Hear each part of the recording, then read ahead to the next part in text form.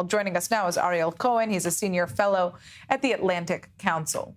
What is behind Russia's military buildup in Armenia, and how does it tie into tensions with Azerbaijan? Break that down for our viewers. So our viewers remember that during the Russian Empire era, before 1917, and in the Soviet era, the Russian Empire first captured the Southern Caucasus. That's what's today the three countries to the south of the Caucasus mountain range: Georgia, Armenia, and Azerbaijan. And in the Soviet era, they controlled very tightly these three Soviet republics. After the independence, these countries became not just independent, but Azerbaijan, the largest and the richest country, and Armenia were at each other's throats.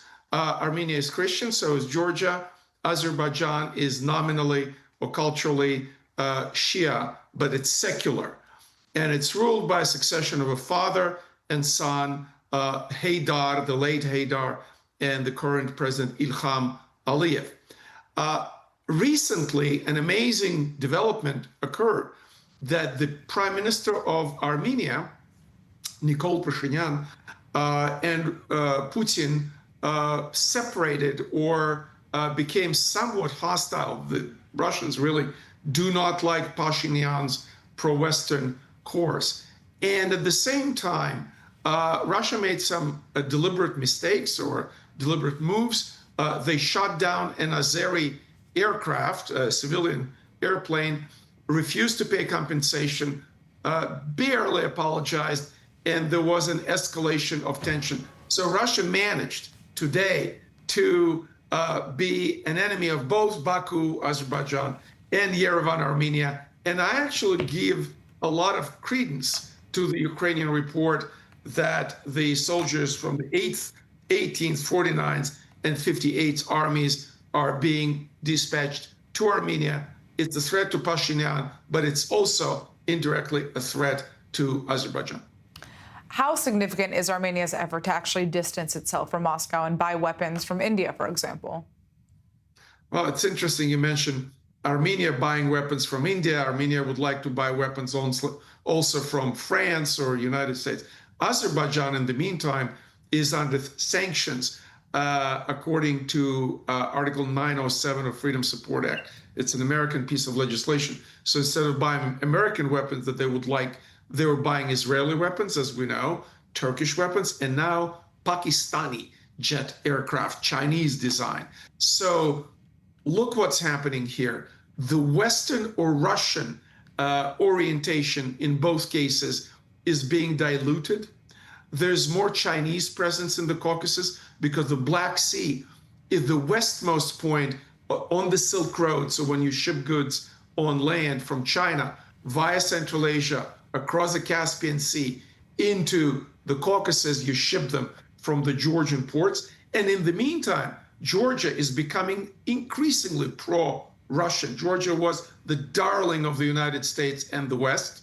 And now increasingly, the Georgia Dream government under the oligarch, the Russian businessman of Georgian origin, Bidzina Ivanishvili, is more and more pro-Russian and explicitly anti-Europe and anti-American.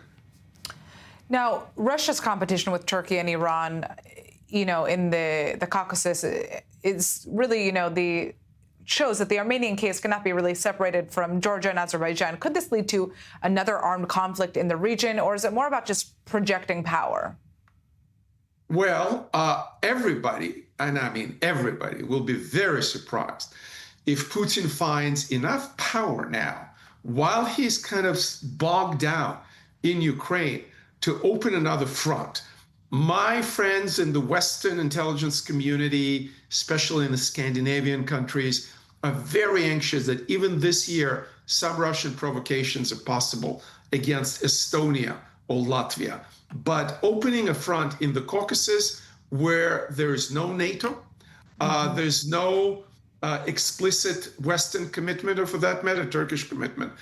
Turkey is a big friend, I want to say sugar daddy, of Azerbaijan. But I do not imagine that President Erdogan, who has a very strong relationship with Putin, will go fight Russia without first talking about it with Trump. And Trump, as we well know, is not interested in a war with Russia.